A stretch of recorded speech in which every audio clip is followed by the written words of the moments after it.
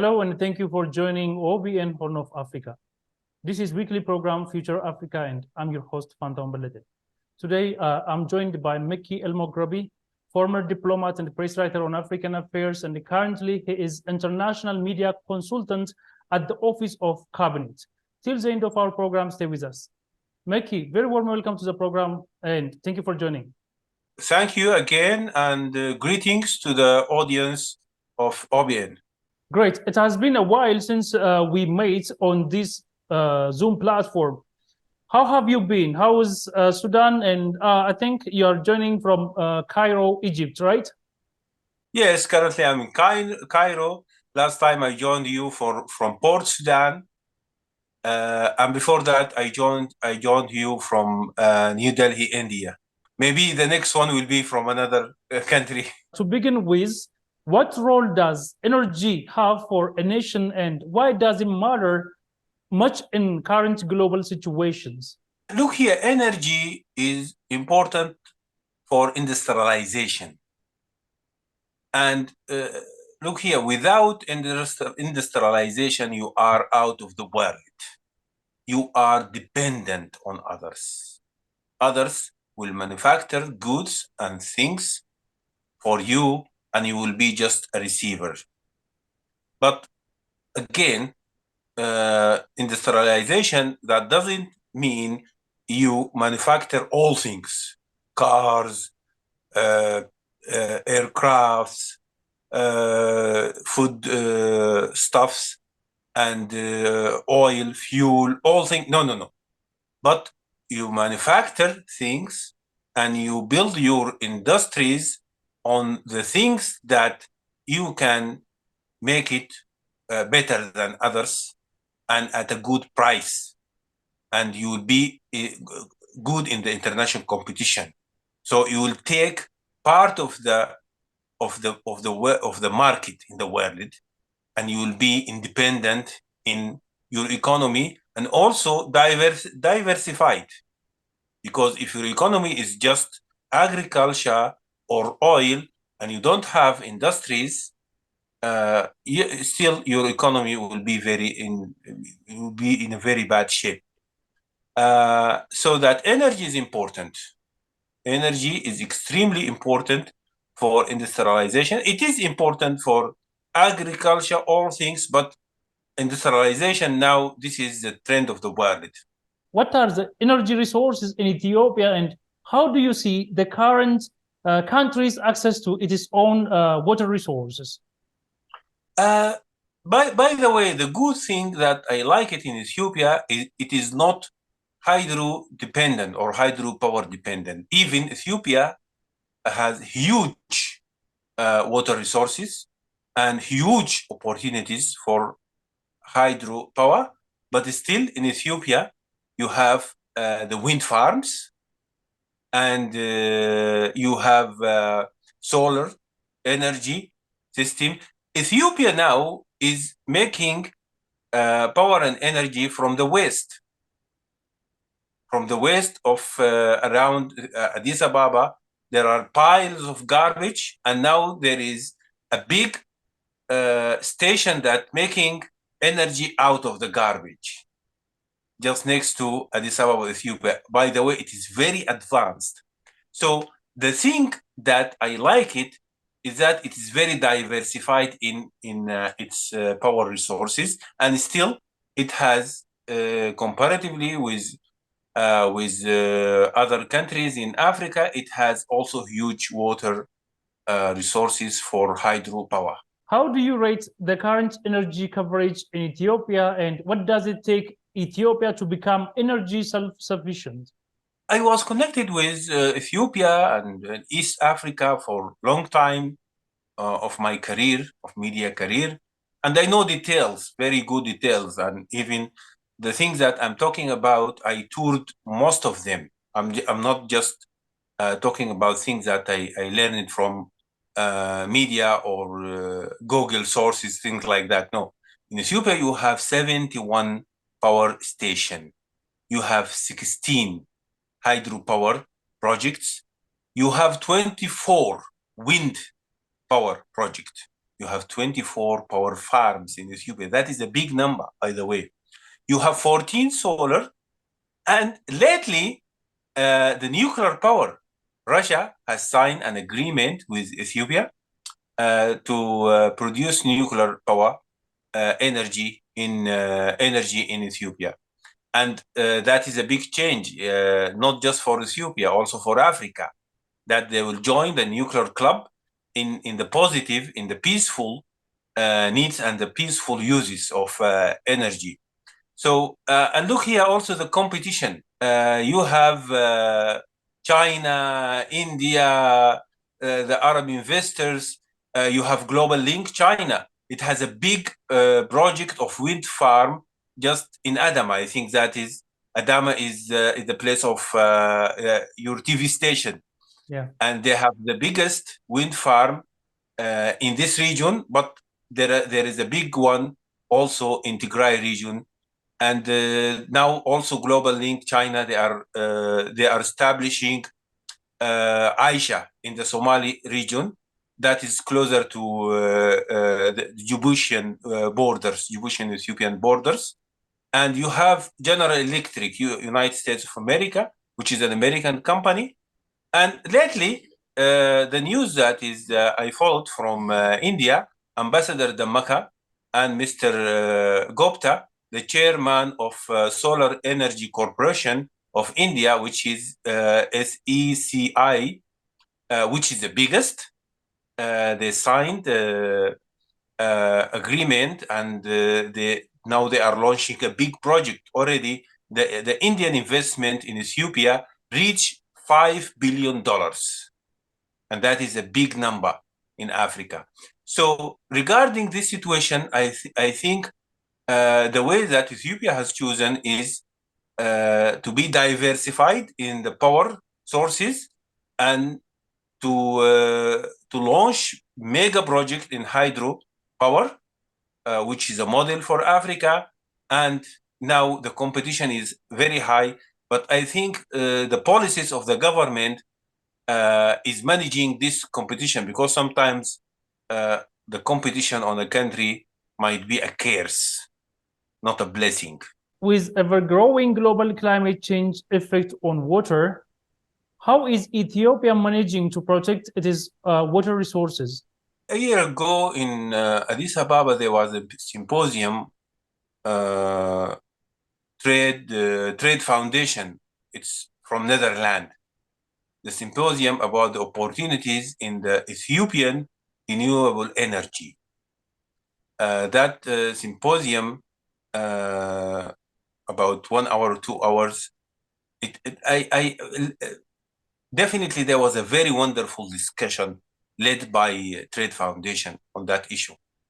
But I picked one of the comments on, and also it is again about how Ethiopia could be a model for diversified power generation, and it will be a model for Africa in that on that regard. The wind farms, and people are talking about the GERD, which is the Grand Ethiopian Renaissance Dam, as the biggest dam in Africa.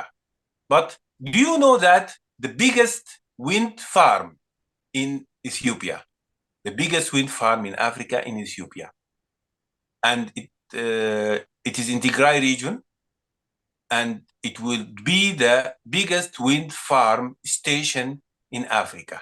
And that is wonderful, by the way. So in this regard, I think again and again, industrialization and the diversified economy and the diversified sources of energy, and with more focus on hydropower and renewable energy. How do you see the role of water resources in Ethiopia in facilitating regional development and economic integration with neighboring countries? Oh, that is the most important topic. To change the water from being an area of conflict and disputes and fights sometimes to an area of cooperation. Water with the neighboring country Ethiopia shares with Sudan the Blue Nile, Abai in Ethiopia, and Nil al-Azraq, which is Blue Nile in Sudan, and share the same water that running up to Egypt. And we share the history and the ancient civilization. We share many things. And at first time of the negotiation between Ethiopia, Sudan, and Egypt, I witnessed rounds and rounds of negotiation in Sudan, Khartoum, hotel of Salam Rotana. And at that time, that was my first time to learn about the term of hydro diplomacy. At that time, I said that it's just a kind of exaggeration. But after I witnessed that the biggest disputes and the biggest conflict had happened on the water, and when it comes to meetings with the presidents, just like President Bashir at that time, and Sisi and Abiy Ahmed, and before that Haile Mariam Desalegn and Mala Zenawi, summits on water. That means the hydro diplomacy is real. It is not a fake science. It is not a fake career. It is real. We need hydro diplomacy. We need more and more agreements and negotiation between Sudan, Ethiopia, Egypt, mainly, and the Nile basin in general. And that will change the relation between the three countries to very friendly relation. On the Ethiopian side, it has neighbors who are thirsty for power. They need energy. They're thirsty of energy. They need energy. And Ethiopia is an energy producer, and that can make good agreements and good deals with neighboring countries of Ethiopia. Ethiopia has an ambition to utilize its water resources for economic development and also wants to share hydropowers it is developing with neighboring countries. What is the problem with this plan? And why are some countries such as Egypt complain about these efforts Ethiopia is making? When you go to the official statements said by governments of Egypt, of Sudan, you hear that there is no objection for water rights of Ethiopia. So you can see that the technical things are going in a right way for most of time, not all times. The meetings between the head of governments here and there, and the round of negotiation, it shows that Egypt is not objecting the rights of Ethiopia. So other issues could be exaggerated with politics, with a third party that want to push the area to more conflicts. And here I think the two governments, and definitely Sudan, should be wise enough to meet and to discuss more and more. So I'm not buying the idea that the water could lead to a conflict between the three countries, Egypt, Ethiopia, Sudan. It would rather lead to cooperation. Also, I think that we need better role for Sudan. Unfortunately, because of the war, Sudan now almost is absent from African things. And also Sudan is out of the African Union, and that was a big mistake from African Union.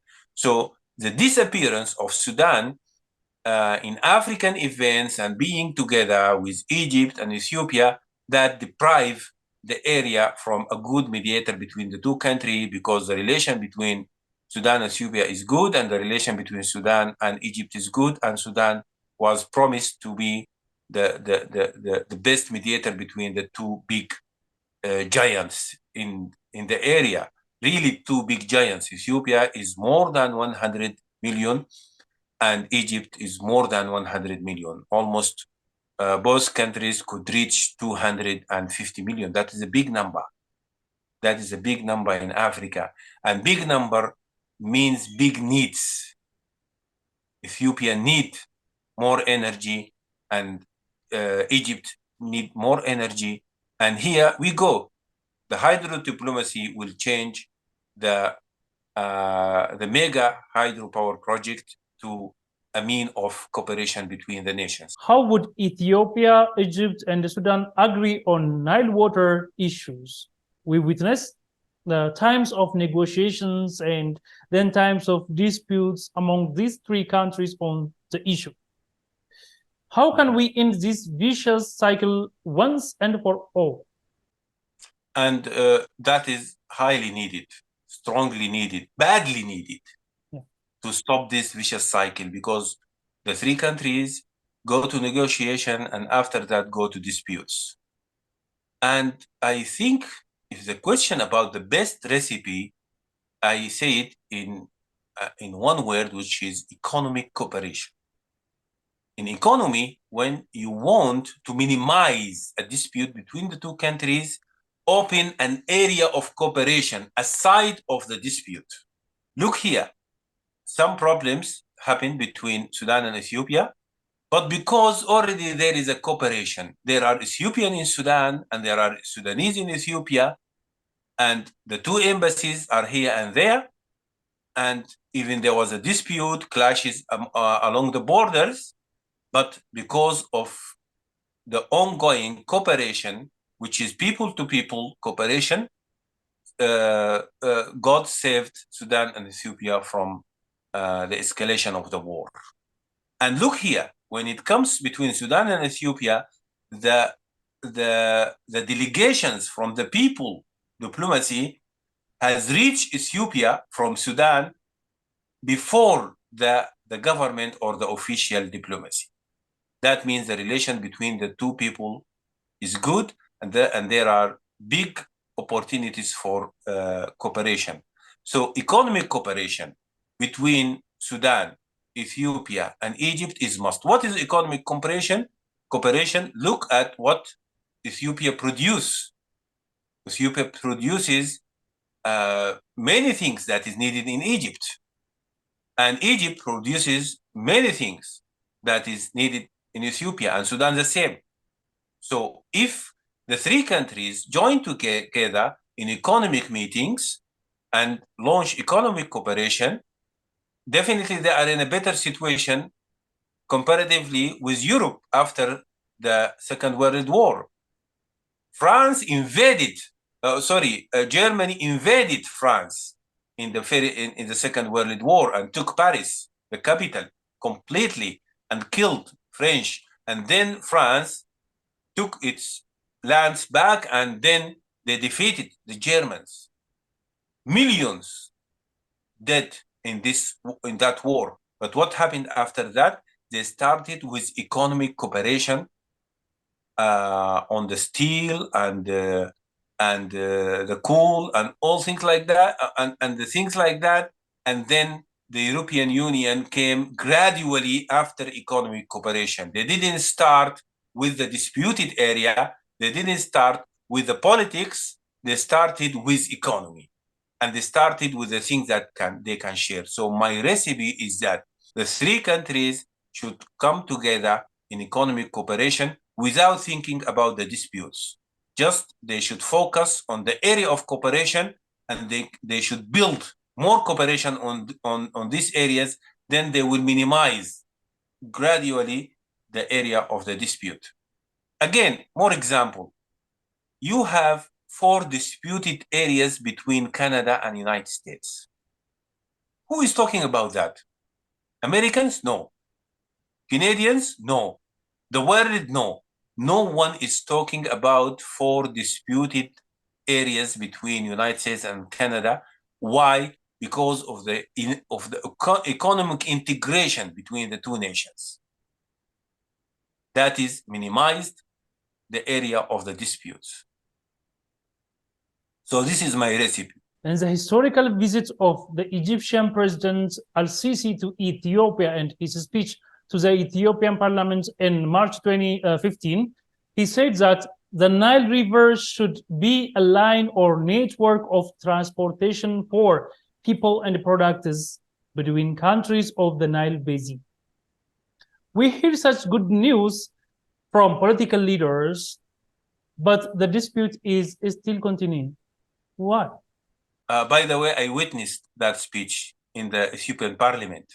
At that time, I was a credit journalist to the communication government office in Ethiopia. I was resident there. I was a freelance journalist. I was accredited to the African Union. And I spent 3 years, the best of my life and my career in Addis Ababa. I was there in the parliament. It was historical moment, as you said, an historical speech. And also it was emotional moment for me when he get into the Ethiopian parliament and delivered his speech, and the reaction of the Ethiopian member of the parliaments, and how the two nations and the two countries and the two governments were wise enough to launch such a diplomacy and political event. For me, as a Pan-Africanist and a strong believer in African rights and African integration, it was very emotional moment for me. And I covered that story for several international media houses. And I get the advantage of being Arabic speaker. And my report was faster than other who, because I just listen to the word and make the news. Even I made the news before Assisi finished his speech. I just made it from the first line. Look here, that was a model for how the government of Ethiopia and the government of Egypt were wise enough to bring the leaders together and to bring the decision makers, the politicians, the member of the parliament together to hear and listen together. But as you asked, and so what after that? The idea of Al-Sisi, it is similar to what I'm talking about, is to focus on having the best of the Nile, which can make Ethiopia in a direct transportation with Sudan, and Sudan in a direct transportation with Egypt, and South Sudan, which is a landlocked country, also in a direct transportation with Sudan, and it will be a big network. By the way, the river transportation is something very cheap in as a matter of cost. It is good for the environment and climate change things. And we have examples. India and China, the giants of Asia, they depend on the river, the river transportation system. You have a big network in China, and you have also a big network in India, and you can add to India the coastline water transportation, because the coastlines of India is very big. It's a subcontinent. So we should learn from that experience. Sudan is often affected by seasonal flooding, and Nile River itself causes this damage. But the dam Ethiopia is building is said to address this problem for Sudan. What's your comment on this? I agree with you by 100%. The Grand Ethiopian Renaissance Dam has benefits for Sudan and benefits for Egypt. No one doubts that. Even the technical idea of the dam was wonderful, because if you have a stable flow of the Blue Nile River, that will be for the benefit of Sudan and Egypt, because you can count on the amount of the water that you have. And also for Sudan has a lot of benefits, because Sudan in the in the season of the winter, which is better for agriculture in Sudan, and can produce more agricultural products in that season more than the summer. There is no water in the winter. The level of the Nile is very slow. With the Grand Ethiopia Renaissance Dam, you have a stable level of the water during the winter, during the fall, during the rainy season, during the summer. We don't have spring in this part of the world, but you have a long season of summer and rainy season. And you have a season of the winter, which is about 3 months, and it is very good for agriculture, especially for vegetables. And that can give Sudan an opportunity to export vegetables and seasonal fruits to other part of the world. So that is true by 100%. The global community is now busy with Gaza war. Before that, there was Ukraine war. Before that, there was pandemic COVID-19. Still, there is war there. It seems the West has no time for Africa. Don't you think that Africans should manage their own businesses and solve their problems instead of waiting for the West to do so for them?